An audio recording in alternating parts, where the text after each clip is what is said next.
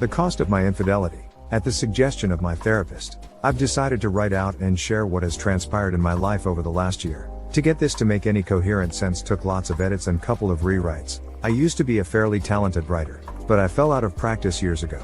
This forum was recommended to me by a friend as a method of confession, penance, and a warning to share with others. I did something truly horrible for which the consequences were beyond even the worst thing I could have ever imagined.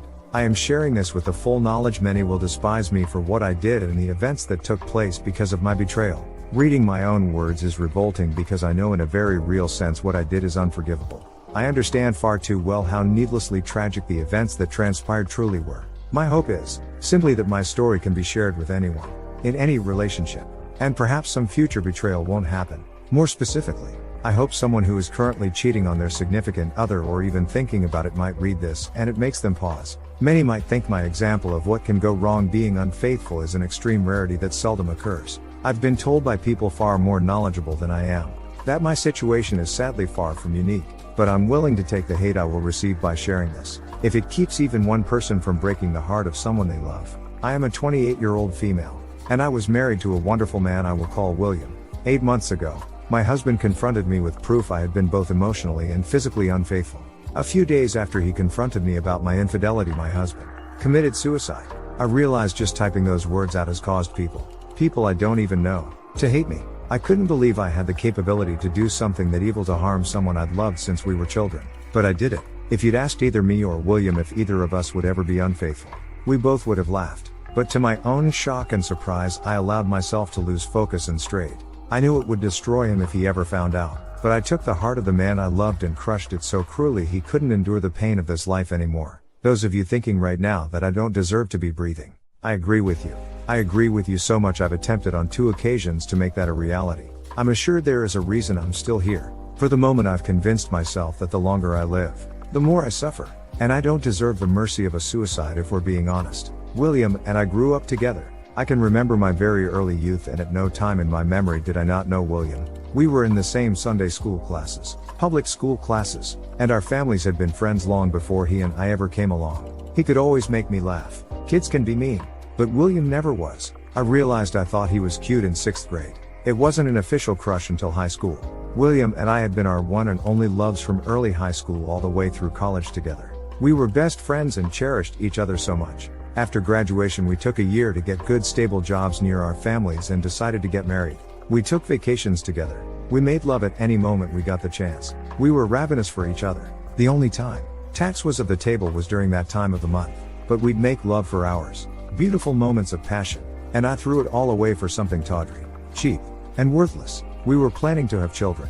We knew their names. We were both virgins. He was my first everything and I was his first everything. Part of me wishes I could say I had a drunken one-night stand. Tried to keep that from my husband, but he found out. No. I got emotionally and physically involved with a man who was inferior to my husband in every way, shape, and form. I didn't even consider the possibility that a friendship with another man could lead to an attachment forming. My husband and I had a strong marriage. As foolish as that sounds to say now, we really did. My husband was the epitome of strength. I was the one who was weak. Though before this, I considered myself a strong one. It's just that no one ever told me that while our relationship was so very strong, no relationship is bulletproof. There is not a day that goes by that I don't wish someone had walked up and shot me the minute before anything I did became secretive. It is an indisputable fact the world would be a far better place with my husband here and alive instead of me. There is no rationalizing away truth like that. I had so many chances to stop it before anything happened. And I had absolutely no reason to allow anything to happen. After a brief and heated conversation, he walked out, and I never spoke to him again. I tried to contact him in any and every way I could think of. My God, I tried to reach out so many times just to let him know that I am truly sorry. Just to know I hate what I did. My texts to him never showed anything but an unread status to me. So, I doubt he read any emails or heard any voicemails either. But everyone said I needed to give him space and time to think.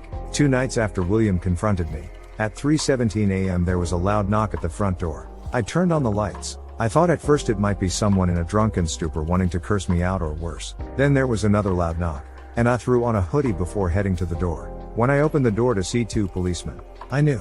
They could have been there for many things, but I knew in an instant why they were there. Their words telling me that my husband's body had been found due to an apparent suicide destroyed me. I dropped to my knees and wailed a shriek of agony. I tore at my skin and hair as the police tried to calm me down. By the time the EMTs got there, I was sitting on the steps rocking back and forth repeating that I was so sorry. Yeah, there was no way I was making it to the funeral even if William's family had allowed any of my family to attend. I was kept sedated for days. The first thing I wanted to do when I got out was visit William's grave, but nobody knew where his parents had him buried. They had every right, but that cut deeply. And I tried to cut deeply that night when I tried to take my life for the first time. I've now been hospitalized twice for attempted suicide. Not asking for pity. In fact, I don't want it. Nothing can take this heartache away. And nothing can even numb it. Part of me wishes I had somehow forced him to see me just for a mere moment to tell him how sorry I am and that I knew our marriage was over. But I didn't get that. No. I didn't deserve it. And I have to face the fact that what I did was in fact so vile that making my husband see me might have forced him to take his life even sooner. Many people have said to me my actions were what led him to take his life. I don't think there is any doubt. Until that horrible day he'd been so unbelievably happy. We both had been. He left no suicide note to verify I was his cause of death. But we had been so happy. We loved spending nearly every moment together. To go from that kind of bliss to that kind of grief in such a short span of time ended him. I ended him. My words, actions, and thoughts betrayed us both. Regret doesn't kill you. If it did, I would have died before my husband ever confronted me. When COVID hit, William and I quarantined together. I was fortunate enough to teach for an exclusive private school. The benefactors assured us our salary was paid as long as the need for isolation persisted. William worked from home and made a lot of progress on a project he was placed in charge of. The entire world was worried and afraid, but we had each other, and we so enjoyed making the most of it. Watching movies in bed, feeding each other food, playing like two little kids. I am utterly, truly, completely sorry to those that lost a loved one due to that horrible disease. What the world went through was a literal plague upon humanity that caused so much needless death. But my husband and I got closer in those weeks than we ever had before, and our bond had been strong. We joked about how so many people were hating having to spend time with family or God forbid their wife or husband. We simply couldn't get enough of each other. After the first month we had to agree to limit tax to once a day for about a week. Our only argument the entire quarantine was about having to do laundry just to put clean sheets on the bed yet again. And I cheated on that man, which drove him to exit this life due to my evil actions. A man I had such a close bond with. I was an idiot in so many ways, but for me to think because of that bond, no temptation was enough to get me to stray was idiocy. I hate myself in so many ways for so many reasons, but knowing I had it all is the most difficult pill to swallow. My affair was atypical of most in many ways. Some aspects of the relationship and betrayal were slightly less vile. Some were colder and even more evil. The man I had an affair with I will call Paul. I first encountered him in group Zoom meetings during the pandemic. I found him brash and smug with no valid reason to act that way. He was the school's lacrosse coach, and I remember in those Zoom meetings being glad that as an English teacher I would have too. Interact with him very little. The first time we met face to face we shook hands and had some small talk. There was zero attraction, at least for me toward him, but I didn't sense any lustful attention emanating from him toward me. During that introduction I learned he was engaged, and I told him I was happily married to a man I adored. No sexual tension. Nothing even hinting that would ever be a possibility. The school began allowing half the staff in all areas and half the students to attend school for a week while the other half used Zoom. The next week the other half would attend on site and vice versa. That was supposed to assist with social distancing and the students' feelings of isolation. While eating lunch one day before my next class began, I got an email from Paul. He had written out some toasts and jokes for his upcoming wedding and wanted me to edit what he'd written. I was used to being sent writing to edit, so that was nothing I felt important enough to tell William. Coupled with the fact it all pertained to Paul's wedding and I saw no reason to give my husband a boring detail about that day. The email contained a toast to his parents as well as to the parents of the bride. I took what he'd said and added a few phrases to pull at the heartstrings of all who attended. The jokes directed at his brother, the best man, were absolutely hilarious but a little vulgar for my liking at a wedding. I said as much when I sent back his edited speeches. He laughed and said I just don't know his family and that ball busting was a family tradition.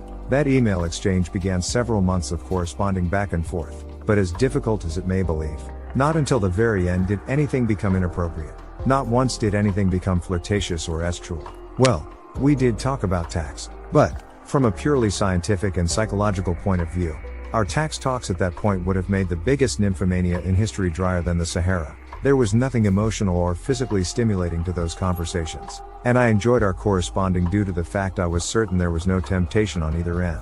We discussed race, politics, religion, science, sports, all the things people are hesitant to discuss due to differing opinions. Some of the discussions even got heated. I was called a prude more than once due to my opinions about tax. Yes, I proved him wrong, but I wish to God he'd been right. For the longest time all of this took place during work hours. My husband and I had a landline for emergencies, but as soon as we entered the door at home our smartphones were turned off. Paul didn't even have my number to text until I emailed him with a zinger at the end late in the day. He demanded my number to refute what I'd sent. Dozens of other coworkers had my email and I thought nothing of that. I seriously don't think Paul had any interest in pursuing me either, as at the time he was smitten with his fiancée. But about a month before their big day Paul found out his girlfriend had been carrying on an affair with her high school boyfriend for over a year. He was in shock and deeply hurt by the whole situation. I unwittingly became his person to vent to. I don't know where in our string of conversations that things crossed a line, but I began to feel truly sorry for Paul. I truly despised his fiancée for what she'd done. And I saw nothing wrong with that. But after a particularly rough night for him he came to school looking frazzled and I could tell he'd been crying. I gave him a hug and talked to him a bit. He asked if I could stay after school to talk, since I had a couple hours after work each day before William got home. I agreed. In hindsight I realize now what drew me into my conversations with Paul was a different opinion. William and I had discussed most any topic two people could discuss. I knew before his reply what William would say when I asked him a question the vast majority of the time.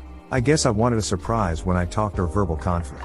It was stupid, pathetic, and weak, but that is what led to the affair. Things with William were ideal, and we spent every available moment together. I had mentioned a co-worker named Paul in passing to William, but as there was truly nothing going on, I didn't expound upon anything and he saw no reason to pry. When Paul started seeing a new woman, I felt no jealousy and honestly only happiness for him.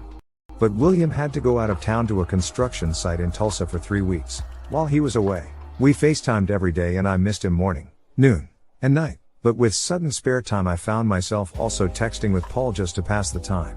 Instead of an occasional hour or two after school, Paul and I often had time to grab a bite to eat and a drink or two before heading to our separate homes. Oddly enough, the thing that led us to become physical was me being a klutz and the school nurse not working that week.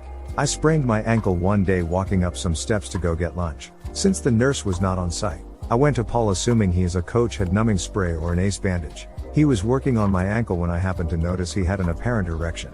I was a bit taken aback he was getting aroused in some way, until I realized from his position he could see slightly up my skirt. I have to admit for a moment I found the fact I was turning him on was stimulating in some way. I adjusted myself to see if a slightly better view would get him more worked up. He called me out on it. I laughed and told him he could work out his frustrations with his new girlfriend. Suddenly he kissed me, and I pushed him away. He kissed me again and I didn't. We made out for a few minutes before I realized what I was doing. I hurriedly got out of his classroom and made it down the halls to my classroom. I sat in disbelief of what had just occurred. I didn't plan for it to happen and I was certain Paul didn't either. I didn't know if I should call William and tell him that moment or wait until he got home that night. But when I talked to Paul after classes he apologized, urged me not to bring any conflict into my marriage and remain just friends. I didn't want to give William more to stress about as he was out of town and focused on his job assignment. After talking with William that night about how things were going in Tulsa I decided to wait and tell him when he got home. His company was having some issues with the client having the manpower to keep the project running smoothly. There were things William could not get done due to the delays, which meant he had to spend 2 extra weeks in Tulsa. Paul was there for me to discuss what had happened between us. I couldn't tell any of my women friends. I couldn't rely on any family members as they all rightfully loved William to pieces. I guess random strangers on a site like this would have been the best option had I known about it.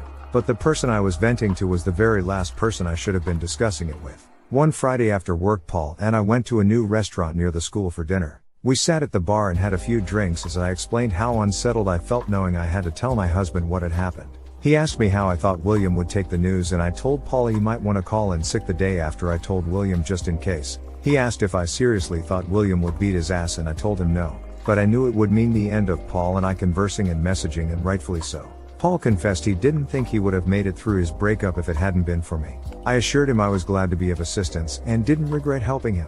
When the realization our friendship would end sunk in, I think we were both a little depressed. I drank too much, he drank too much, and I ended up back at Paul's apartment doing a lot more than kissing. As soon as it was over my conscience kicked in. Yes, it should have kicked in long before, but I knew beyond all shadow of any doubt my marriage was over and done with. William and I both had said society has allowed far too many second chances for people that didn't deserve them. Yes, humans do make mistakes. While we both believed anyone who cheated did deserve a second chance, it could never be with the one they betrayed. Life might give them the opportunity to love someone else again, but any opportunities with the cheated spouse was totally undeserved and detrimental to both parties. Things got very complicated when William arrived home from Tulsa. I happened to be having my period. So, I knew there would be no intimacy between us, thankfully. Not in a million years would I have subjected my husband to any diseases. Regardless of how much I wanted to make love to William one last time, I couldn't allow that to happen. I wrote out a long letter to William confessing what I'd done and planned to give it to him after a face-to-face confession. To this day, I don't know what happened for William to discover what was going on. For all I know, he had been monitoring my online conversation with Paul from day one. I never got to ask him how he discovered my betrayal. And the realization he'd learned what I'd done before I had the chance to tell him caused me to fall to my knees and swear I planned to tell him. William didn't believe that. And I wouldn't have either. He had a stack of the texts between Paul and I printed out, though I didn't deny any of what he accused me of. That honesty came far too late. He packed a few things in a suitcase and left me on a Monday evening. Wednesday night he drove to a shopping center, parked his car, and took his own life. To know I had destroyed our relationship was torture to my soul like I'd never known. To know I'd even robbed him of a chance to find someone else to be happy with ruined me. The realization I didn't just end my relationship with William, but every relationship he'd had or would have caused more guilt than I could ever express. I could go into all the things that have happened since William passed away, but a lot of it would be details far too many wouldn't truly care about. Suffice it to say, his family hates me and my family. My family was disgusted by my actions and continues to be to this day. Their love for me didn't die, but their disappointment and shame toward me will never end, and that's how it should be. No, the results were not anything I intended, but when choices are made that cause pain and suffering, we are still guilty for causing that grief. I see a therapist twice a week to try and work through things. I was introduced to someone through my therapist that is genuinely helping me sort through my feelings. Years ago, she intentionally set a small fire to set off alarms to scare her ex-boyfriend and the girl he'd just started seeing. The fire spread quickly, and what had been intended as a joke caused multiple people to lose their lives. She and I have discussed so many things about her story and mine. Things can never be the way they once were, nor should they be. But if I am to keep living, I need a plan to make what is left of my life as meaningful as possible. So that is basically my story. Anyone who wants to post messages of hate for me and tell me what a wretched person I am, go right ahead. I won't be replying to it, but if it helps you get rid of any rage you have, make me your verbal punching bag. Those with specific questions I will answer as best I can, no matter how much some things may hurt to discuss or admit.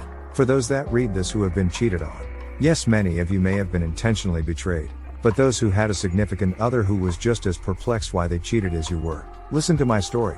It doesn't make one damn thing I did right, just the opposite. But if it helps you to understand that you did little to nothing to cause the infidelity, so be it. Those unrepentant cheaters, I hope you do read my cautionary tale and know that you have the ability to destroy. You won't just be destroying someone else, you will be destroying your relationship with many people and a huge part of yourself. I realize I have no room to preach to or judge anyone except myself. I just don't want anyone to find their William and lose them. I don't want anyone to sink to the depths I did or cause the pain and sorrow I did. And most of all, I want all the people who have great relationships to cherish it and never take it for granted. As humans, we are not immune to being able to be swayed under the wrong conditions and series of events. When we love someone, we carry part of their soul around with us. Just one betrayal makes it impossible for that person to hold that piece of you again. I had my husband's heart in my hands, and I now deserve the fact I will never again hold his heart. Nor will he ever again hold me. This life has far too much pain without harming the very ones we love. And love is far too precious to risk on anything. TLDR, I cheated, which caused my husband to commit suicide mere days after confronting me. This is intended as a final response update. First, someone shared a link to a post asking if William posted it. William didn't have Reddit that I know of, and considering he's been dead a year, I doubt it was him. That was a sad story as well. I truly hope the OP did not take his own life. For those trying to psychoanalyze me to make some sense out of the things I've done, I appreciate the effort, even if it was for your own self-interests. None of the many professionals I have seen so far have a good theory as to why I let things happen. I feel like there should be some valid reason why I did what I did too. I just can't come up with one. And it wouldn't be a valid reason to do what I did if I found one.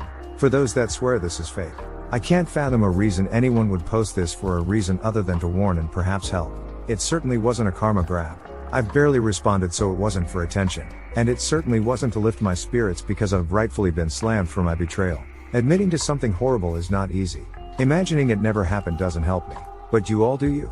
I do not keep in contact with Paul and have not heard from him since before William committed suicide. The only things I know about him are secondhand from people I worked with. I have no interest in being with Paul or having him in my life in any way. So those thinking, I plan my vile actions to ride off into the sunset with a first-year lacrosse coach now. Bless you all. I won't be commenting anymore, but I'll leave the post up as resource in case someone needs it in the future. Bless you all. May you have stellar lives full of happiness, but most of all peace. Okay, the kiss happened. Maybe you could call that a moment of weakness, but even then you were asking for it and you enjoyed it. You wanted it. But then, instead of stay TF away from the guy who is threatening your marriage, you go out with him. Can you honestly say you didn't know what was going to happen? That you didn't want it to happen? You came back and spend time alone with Appin at a bar, no less. You drink and confide in each other. Can you tell me honestly, not only that you didn't know what would happen but that you didn't also want it to happen? Affairs can begin as innocent friends, then perpetual sliding past boundaries until the infidelity occurs. Emotional infidelity occurs often before the physical aspect. String boundaries that shouldn't be crossed that are enforced swiftly and effectively. I hope that you've learned how easy it is to go down a path to infidelity and that you can find happiness in the future while being faithful to someone.